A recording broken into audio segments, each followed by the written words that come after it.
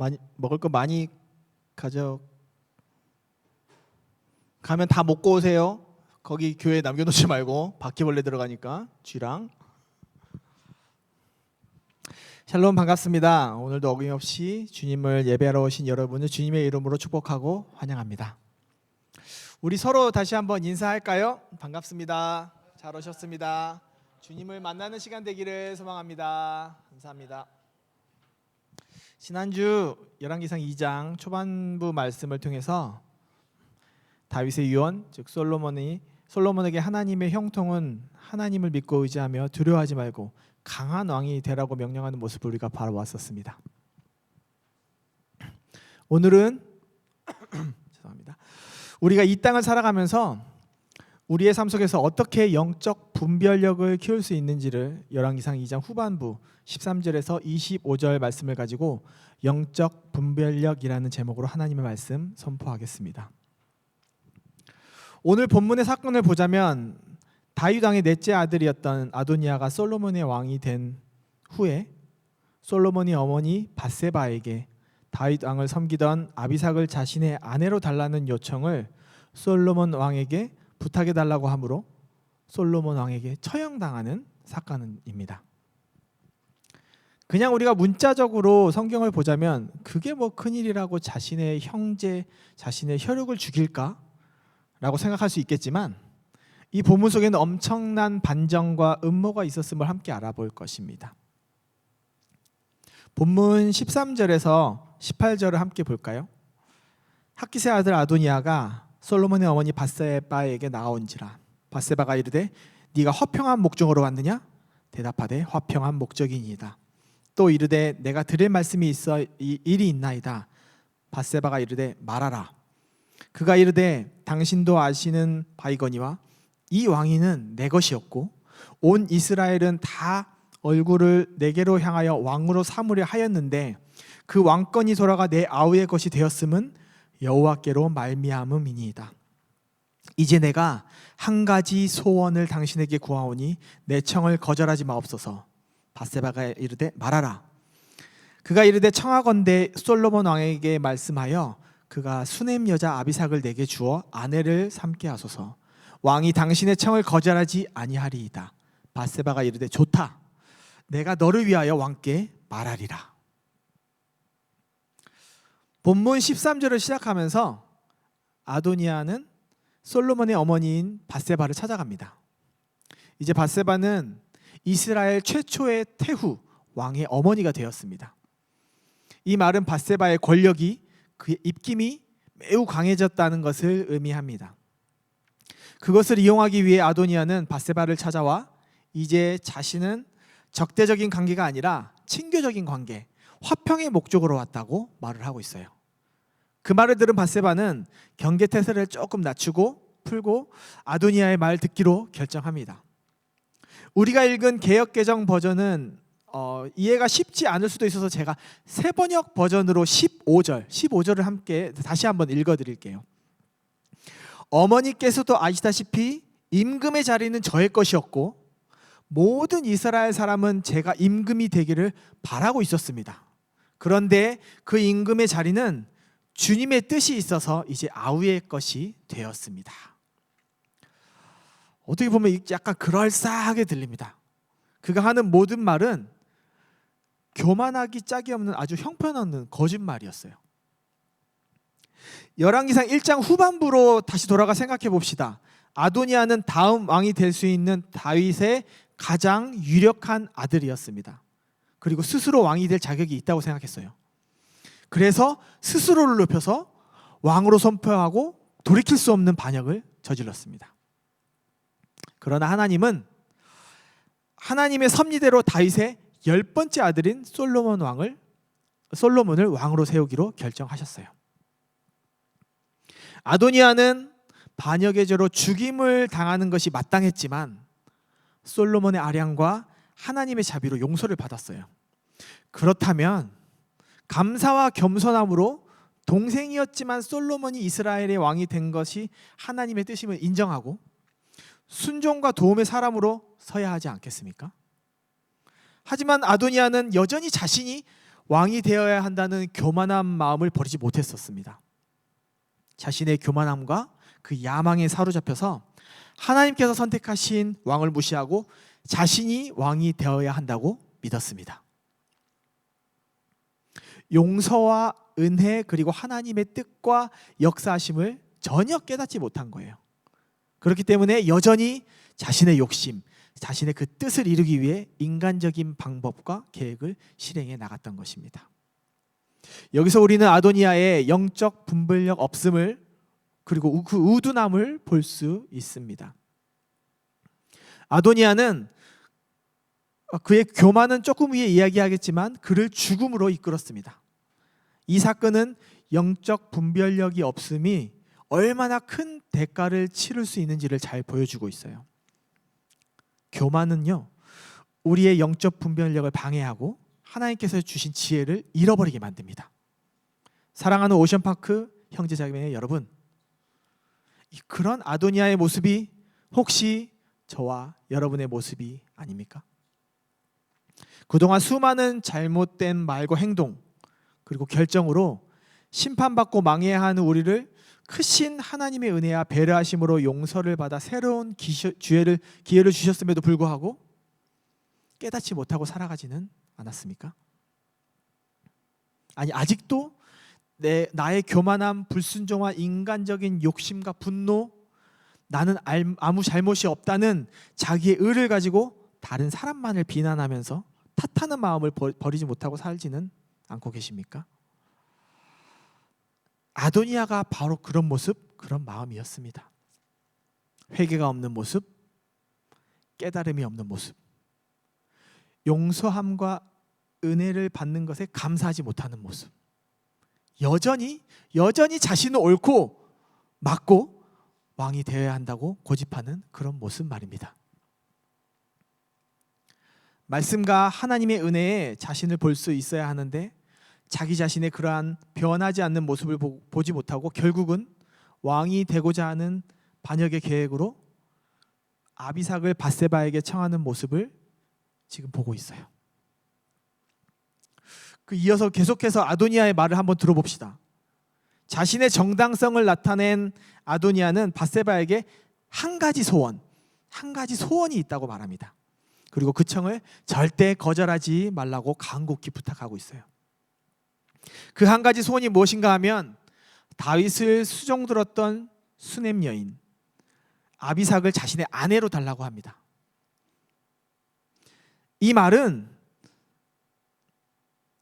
직접 솔로몬 왕에게 말했다가는 자신이 큰일이 날 것 같아서 그것을 확실한 아도니아는 그것을 돌려서 왕의 어머니를 이용해 자신의 목적을 달성하려 하고 있어요. 왕의 어머니가 되어 한껏 어깨에 뽕이 올라간 밧세바는 기꺼이 자신이 가서 솔로몬에게 청하겠다고 흔쾌히 수락을 해버리고 맙니다. 여러분, 이 장면이 어디서 많이 본 듯한 장면이지 않습니까? 아도니아와 밧세바의 그림이 마치 창세기의 뱀과 하와의 모습을 연상하고 있습니다. 뱀이 하와를 꿰어서 선악과를 먹게 했듯이 아도니아가 밧세바를 꼬드겨서 다윗 왕의 여인이었던 아비삭을 손에 넣으려고 하고 있습니다. 창세기에서 하와는 뱀이 인간을 타락의 길로 몰아넣기 위해 내뱉은 악한 의도를 파악하지 못했습니다. 그래서 하와는 선악과를 먹고 말았습니다. 그와 마찬가지로 밧세바도 아도니아의 악한 의도를 파악하지 못하고 그의 요청을 선뜻 받아들이고 그것을 솔로몬에게 말하고 갔습니다. 바로 이 부분에서 아도니아의 악한 의도, 그 음모가 숨어 있는 것입니다. 고대 근동에서 후왕이 선왕의 첩을 아내로 삼음으로써 왕위를 인정받는 관습이 있었어요. 그렇기 때문에 사무엘하에 압살롬이 쿠데타를 일으켜 예루살렘 성을 장악한 후에 아버지 다윗의 후궁들과 동침했던 이유가 바로 이것 때문이었습니다. 그것을 알고 있었던 아도니아가 아버지 다윗의 후궁과도 같았던 아비삭을 아내로 달라고 한 그 숨은 의도는 다시 왕위를 넘보고자 하는 악한 의도였던 것입니다. 이어 본문 19절에서 21절 보겠습니다. 밧세바가 이어 아도니아를 위하여 말하려고 솔로몬 왕에게 이르니 왕이 일어나 영접하여 절한 후에 다시 왕자에 앉고 그의 어머니를 위하여 자리를 베푸니 그가 그의 오른쪽에 앉는지라. 밧세바가 이르되 내가 한 가지 작은 일로 왕께 구하오니 내 청을 거절하지 마소서. 왕이 대답하되 내 어머니여 구하소서. 내가 어머니의 청을 거절하지 아니하리이다. 이르되 청하건대 수넴 여자 아비삭을 왕의 형 아도니아에게 주어 아내를 삼게 하소서. 솔로몬 왕에게 나아간 밧세바는 왕인 솔로몬의 영접과 절을 받습니다. 그리고 왕의 오른편에 앉습니다. 이러한 행동은 왕의 어머니를 태후로서 최고로 존중하고 최대의 예우와 존경으로 맞이하는 모습입니다. 왕의 존경을 받는 밧세바가 이제 솔로몬에게 간청합니다. 그리고 그 청을 거절하지 말라고 간곡히 부탁도 해요. 물론 솔로몬이 당연히 청을 거절하지 않겠다고 말합니다. 그리고 아도니아에게 선왕의 여인인 아비삭을 아내로 주기를 간청합니다. 우리는 앞서 아도니아가 아비삭을 아내로 달라고 요청하는 것이 단순히 아름다운 여인을 아내로 삼고 싶어서가 아니라는 것을 알고 있었습니다. 하지만 밧세바는 아도니아의 진의를 전혀 이해하지 못했어요. 이러한 요청이 단순한 결혼이 아니라 왕권을 위협하는 반역적인 행위라는 점을 분별하지 못했어요. 그래서 밧세바는 아도니아가 말한 한 가지 소원을 그냥 한 가지 작은 일이라고 쉽게 본 거예요. 아도니아의 개인적인 소원을 들어주고자 했지만 그 이면에 숨겨진 의도를 파악하지는 못했던 것입니다.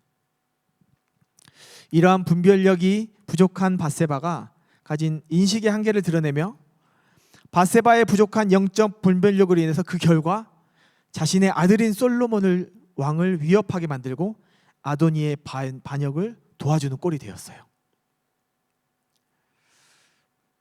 그 당시 고대 근동의 여성의 역할은 엄청 제한적이었다고 합니다. 밧세바도 그 사회적 구조 안에서 영향을 받았을 것이에요. 밧세바가 아도니아의 요청에 대해 동정심을 가지면서 그를 도우려고 했지만 그 과정에서 밧세바가 이스라엘의 태우로서 지켜야 할 더 큰 책임과 영적 분별력을 잃어버리고 말았어요. 사랑하는 OPC 가족 여러분, 영적 분별력이 부족하면 저나 여러분이나 누구든지 타인의 말에 쉽게 현혹될 수 있습니다. 우리는 좋은 의도로 사람들을 돕고자 했지만 그 진정한 의도를 분별하지 못한다면 상황을 아주 나쁘게 만들 수 있어요. 우리도 밧세바처럼 다른 사람들을 도와주고 싶지만 그러한 마음이 하나님의 뜻에 어긋나는 경우가 있을 수 있다는 거예요. 그래서 우리는 기도와 말씀을 통해서 타인의 말과 행동의 이면에 숨겨진 의도를 이해하고 하나님의 뜻에 맞는지 항상 고민해야 합니다. 그리고 한 가지 더, 누군가의 말을 전할 때는 반드시 생각하고 또 생각하고 입술을 조심해야 할 것입니다. 마지막으로 본문 22절에서 25절 함께 보겠습니다. 솔로몬 왕이 그의 어머니에게 대답하여 이르되 어찌하여 아도니아를 위하여 수넴 여자 아비삭을 구하시나이까? 그는 나의 형이오니 그를 위하여 왕권도 구하옵소서. 그뿐 아니라 제사장 아비아달과 스루야의 아들 요압을 위해서도 구하옵소서 하고 여호와를 두고 맹세하여 이르되 아도니아가 이런 말을 하였은즉 그의 생명을 잃지 아니하면 하나님은 내게 벌 위에 벌을 내리심이 마땅하니이다. 그러므로 이제 나를 세워 내 아버지 다윗의 왕위에 오르게 하시고 허락하신 말씀대로 나를 위하여 집을 세우신 여호와께서 살아계심을 두고 맹세하노니 아도니아는 오늘 죽임을 당하리라 하고 여호야다의 아들 브나야를 보내매 그가 아도니아를 쳐서 죽였더라. 아멘. 솔로몬은 밧세바가 아도니아의 요청을 전했을 때 그의 의도, 그 숨은 저의를 즉시 간파했습니다. 아도니아가 아비삭을 아내로 삼고자 했던 요구가 단순한 결혼 요청이 아니라 왕권을 차지하려는 야망에서 비롯된 것임을 말입니다. 솔로몬은 이러한 상황을 통해서 하나님의 뜻을 분별하고 자신의 역할을 명확하게 인식하게 됩니다. 그 과정에서 솔로몬은 하나님의 뜻에 따라 행동해야 할 책임이 있음을 알고 있었어요. 하나님께서는 그래서 그렇게 어린 나이임에도 불구하고 솔로몬에게 지혜와 명철을 주셨습니다. 그리고 그 지혜와 명철을 통해 그 타인의 속임수와 유혹을 잘 간파할 수 있었습니다. 솔로몬은 더 이상 참지 않습니다.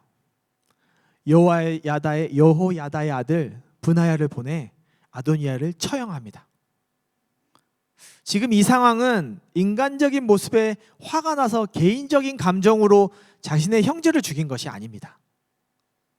분명히 열왕기상 1절 52절에 솔로몬이 아도니아에게 선포했습니다.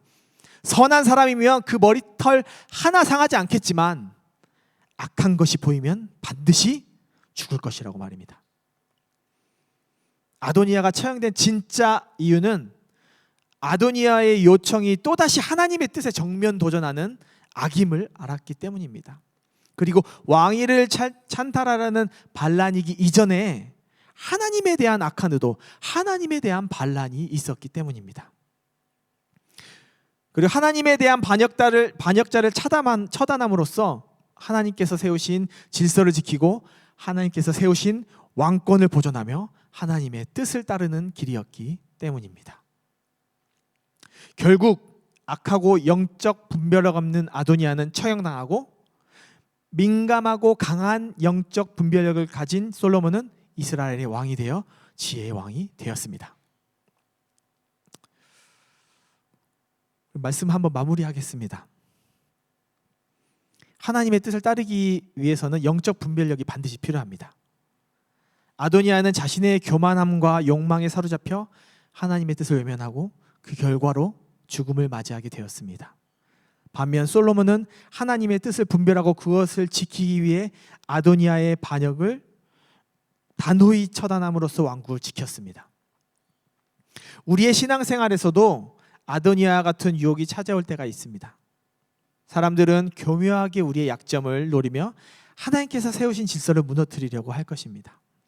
이러한 순간에 우리는 솔로몬과 같은 영적 분별력을 가지고 하나님의 뜻에 따라 올바르게 판단해야 합니다. 또한 밧세바의 예에서 보듯 영적 분별력이 약해지면 사람의 말과 행동에 쉽게 속아 넘어가 하나님의 뜻에서 멀어질 수 있음을 경계해야 합니다. 오늘 본문의 사건을 통해서 우리가 기도해야 할 것이 바로 이러한 영적 분별력입니다. 나 자신을 바로 볼 수 있는 분별력, 하나님의 뜻에서 벗어나는 악한 죄를 짓지 않는 바로 볼 수 있는 분별력, 더 나아가 다른 사람들의 행하는 일이 하나님의 뜻에서 벗어나는 것을 분별하고 대처할 수 있는 분별력. 그렇다면 이 분별력이 무엇입니까? 분별력이란 주의 뜻에서 벗어난 것입니다. 벗어남을 아는 것입니다. 주의 뜻에서 잘못된 것을 아는 것이 분별력입니다. 우리 모두에게는 이러한 분별력이 필요합니다. 우리가 더 이상 사단에 속고 스스로에게 속아 주님의 뜻에 반역하는 죄, 분란과 분열을 일으키는 악의 도구가 아닌 하나님의 뜻을 분별하여 선을 이루고 하나됨을 이루고 하나님의 나라를 이루는 자가 되기를 정말 간절히 소망합니다. 잠언 9장 10절 함께 보겠습니다. 여호와를 경외하는 것이 지혜의 근본이요 거룩하신 자를 아는 것이 명철이니이다. 아멘. 하나님의 뜻을 깨닫지 못하면 그 실상을 볼 수 없습니다. 그 결과는 사탄의 미혹에 빠지는 것입니다. 지금 나는 명철을 소유하고 충만한가를 돌아보고 만약 부족하거나 없다면 후히 주시고 꾸짖지 아니하시는 하나님께 간절히 구하며 기도합시다. 사랑하는 여러분, 인생의 승패는 하나님이 있느냐 없느냐에 달려 있어요. 아무리 잘난 사람도 하나님이 없으면 그 인생은 실패합니다. 그러나 아무리 내세울 것 없는 사람이라도 그 마음에 하나님이 있으면 하나님께서 그를 영광의 자리에 앉히실 겁니다. 10번째 아들인 솔로몬이 그 당시 서열 1위였던 아도니아를 이기고 왕이 된 것처럼 우리도 솔로몬처럼 강한 영적인 분별력의 소유자가 되어서 언제 어디서나 하나님의 뜻에 순종하며 신실하게 결단력을 가지고 나아가는 참된 그리스도인이 되기를 주님의 이름으로 소망합니다. 함께 기도하겠습니다.